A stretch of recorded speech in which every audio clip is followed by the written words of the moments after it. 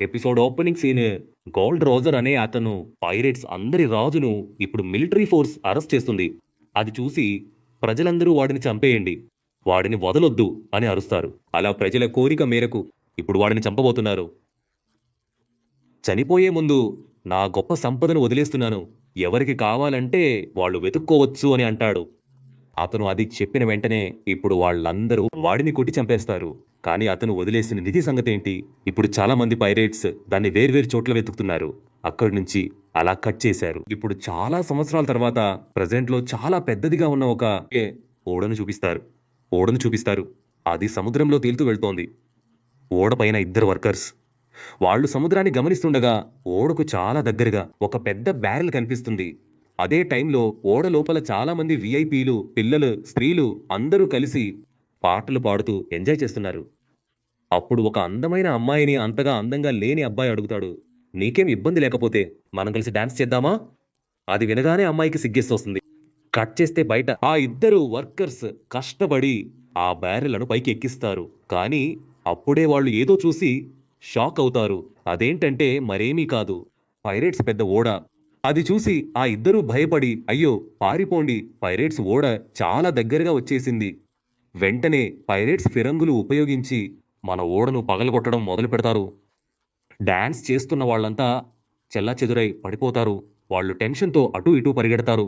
కానీ మన అందమైన అమ్మాయి ఆమె సీరియస్ గా ఏవేవో ప్లాన్ చేయడం మొదలు పెడుతుంది. అక్కడి నుంచి కట్ చేసి పైరేట్స్ ఓడను చూపిస్తారు. దానిలో గుమ్మడికాయ తల ఉన్న లావు ఆవిడ ఆమె అసిస్టెంట్ అడుగుతుంది, ఈ లోకంలో అందరికంటే అందమైనది ఎవరు? దానికి వాడు అడగాల ఏంటి అంటాడు. నా మేడం మీరే.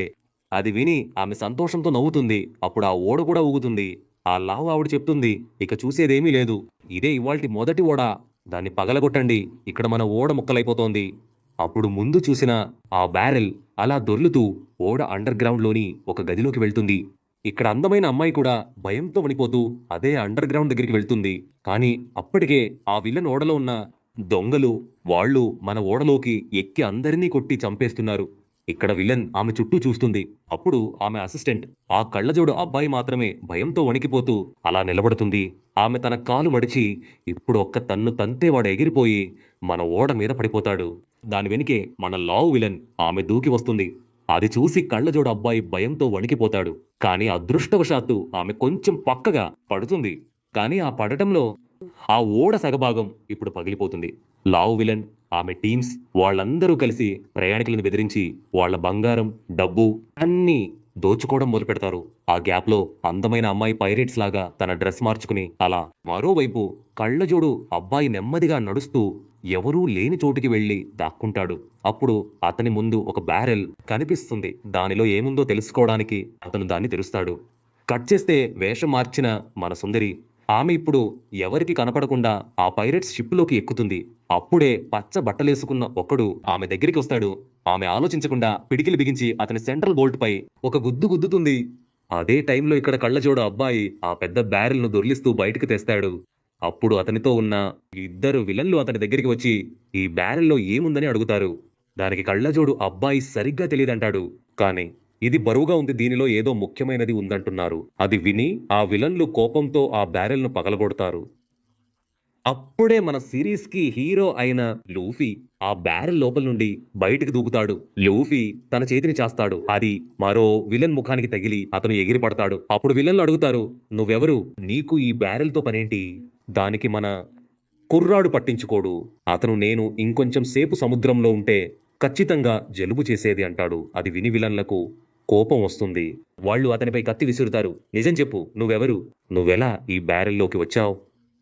దానికి హీరో యాక్షన్ చేస్తాడు.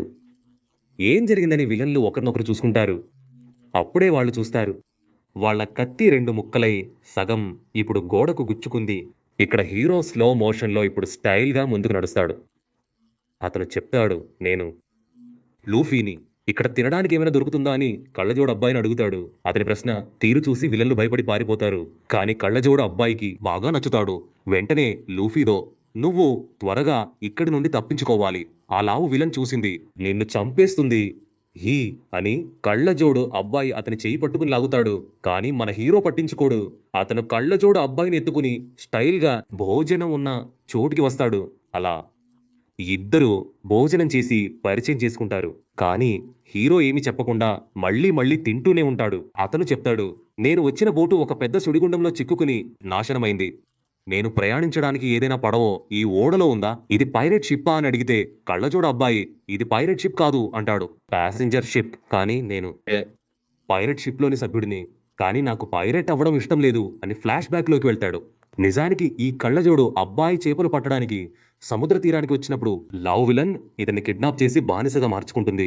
అక్కడ నుండి కట్ చేస్తే ఇప్పుడు కళ్ళజోడు అబ్బాయి చెప్తాడు, 2 ఏళ్లుగా నేను వాళ్లతో బానిసలా జీవిస్తున్నాను. వాళ్ళ ఓడలోని అందరికీ నేనే ఒంటరిగా చేస్తున్నాను. దానికి లూఫీ నీకేమైనా పిచ్చా? తప్పించుకుని పారిపోలేవా అని అడుగుతాడు. దానికి కళ్ళజోడు అబ్బాయి, నేను తప్పించుకోవాలని కొంచెం ఆలోచించినా ఆ విలన్ కనిపెట్టి నన్ను శిక్షిస్తుంది. అది తలుచుకుంటేనే నాకు చాలా బాధగా ఉందని ఏడుస్తాడు.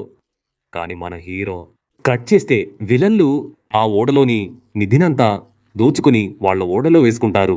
అదే టైంలో పైరేట్స్ ఓడలో దాక్కున్న మన అందమైన అమ్మాయి, ఆమె కొంచెం బంగారం రాళ్లను దొంగిలించి ఒక గుడ్డలో కట్టి ఏదో పెద్ద ప్లాన్ వేస్తుంది. కట్ చేస్తే లూఫియాను చూసి భయంతో పారిపోయిన ఆ ఇద్దరు కింగ్లు వాళ్ళు పరిగెత్తుకుంటూ ప్రమాదం, డేంజర్ అని అరుస్తూ పారిపోతున్నారు. వాళ్ళు పరిగెత్తుకొచ్చి కంగారులో ఆ విలన్తో చెప్తారు, భూతం, ప్రేతం, పిశాచి. అది విని ఆ విలన్ వాళ్ళు తనని ఆట పట్టిస్తున్నారనుకుని ఒక పెద్ద రాయి తీసి విసురుతుంది. అది వేరేవాడి తలకు తగిలి అతను కింద పడతాడు. అప్పుడు వాళ్ళు ఊపిరి పీల్చుకుని జరిగినదంతా ఇప్పుడు ఆ విలన్తో చెప్తారు. అది విని మన లావుపాటి విలన్ ఆమె కోపంతో ఊగిపోతూ నిలబడటంతో ఈ ఎపిసోడ్ ముగుస్తుంది. ఎపిసోడ్ మొదట్లో ఇప్పుడు అద్దాలబ్బాయి మన లూఫీ వాళ్ళిద్దరూ సరదాగా ఫుడ్ తింటూ మాట్లాడుకుంటూ వాళ్ళు మంచి ఫ్రెండ్స్ అవుతారు. అద్దాలబ్బాయి అంటాడు, నీకున్నంత ధైర్యం నాకు లేదు. అంత ధైర్యం నాకుండుంటే నేనెప్పుడో ఇక్కడి నుండి బయటపడేవాడిని. అప్పుడు ఆ అద్దాలబ్బాయి అడుగుతాడు, నీ జీవిత లక్ష్యం ఏంటి? అదేంటి అని అడిగితే లూఫీ చెప్తాడు, నేను పైరేట్స్ కి రాజు అవ్వాలి.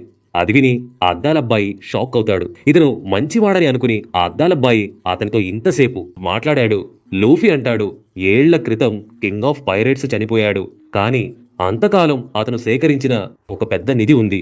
దాన్ని ఇప్పటి వరకు ఎవరూ కనుక్కోలేకపోయారు. ఎవరైతే దాన్ని కనుక్కుంటారో వాళ్లే పైరేట్స్ అందరినీ నడిపించే రాజు. ఆ నిధిని నేను వేరే ఎవరికి ఇవ్వను. నేనే పైరేట్స్ కి రాజు అవుతాను. అప్పుడు అద్దాలబ్బాయి అడుగుతాడు, నీ టీంలో నువ్వు మాత్రమే ఉన్నావా? వేరే సభ్యులు ఎవరూ నీ టీంలో లేరా? దానికి అతను చెప్తాడు, నేను దానికోసమే ఈ సముద్రం అంతా తిరుగుతున్నాను. ఒక్కొక్కరిని కనుక్కొని వాళ్ళని నా టీం మెంబర్స్ గా చేసుకుంటాను. దానికి అద్దాలబ్బాయి అంటాడు, నువ్వు ఎప్పటికీ కింగ్ ఆఫ్ పైరేట్స్ అవ్వదు. అదంతా చాలా చెడ్డ పని. నిన్ను చూస్తేనే తెలుస్తుంది. నువ్వు మంచివాడివి. అంతేకాదు నీ డూప్లి పవర్తో ఆ నిధిని కనుక్కోలేవు. అది వినగానే ఇప్పుడు మన హీరోకి కోపం వస్తుంది. అతను పిడికిలి బిగించి ఇప్పుడు అద్దాలబ్బాయి తలపై ఒక్కటిస్తాడు. నీకెంత ధైర్యం ఉంటే నాతో అలా మాట్లాడతావు? నా జీవితంలోనే అతిపెద్ద లక్ష్యం అది. నాకు నీతో మాట్లాడి టైం వేస్ట్ చేయడం ఇష్టం లేదు. నాకు వీలైనంత త్వరగా ఒక బోట్ కనుక్కోవాలి అని చెప్పి అతను ముందుకు నడుస్తాడు. అది వినగానే అద్దాలబ్బాయి ఒక సెకను తన కలను గురించి ఆలోచిస్తాడు. నేను కూడా ఇతనిలాగే నా కలకు కట్టుబడి ఉంటే నేను కూడా దాన్ని సాధించగలను. అతను కొనుక్కోవడం వినగానే మన హీరో, నీకేమైంది? నువ్వెందుకు కొనుక్కుంటున్నావు అని అడుగుతాడు. నా అతిపెద్ద కోరిక ఒక నేవీ ఆఫీసర్ అవ్వాలని. ముందు నేను ఆ లావుపాటి విలన్ని తంతాను. నాకిప్పుడు ఎవరన్నా భయం లేదు. నేనిప్పుడు చాలా స్ట్రాంగ్ అని అతను చెప్పేలోపే ఆ లావుపాటి విలన్ అక్కడికి దూకుతుంది. ఆమెను చూడగానే ఇప్పుడు మన అద్దాలబ్బాయి అతను భయంతో ఉచ్చపోయడం మొదలు పెడతాడు. దానికి ఆ విలన్ అడుగుతుంది, ఓ నన్ను పట్టుకోవడానికి కొత్త టీం క్రియేట్ చేస్తున్నావా? అంతేకాదు మరో కత్తి ఇప్పుడు హీరో మెడ దగ్గరకు వస్తుంది. అప్పుడు ఆ విలన్ మళ్ళీ అడుగుతుంది, ఈ ప్రపంచంలోనే అదెవరా? దానికి ఆ కళ్ళద్దాల వాడు భయంతో మీరే అంటాడు. మేడం అందం ముందు ఎవరైనా ఓడిపోతారు.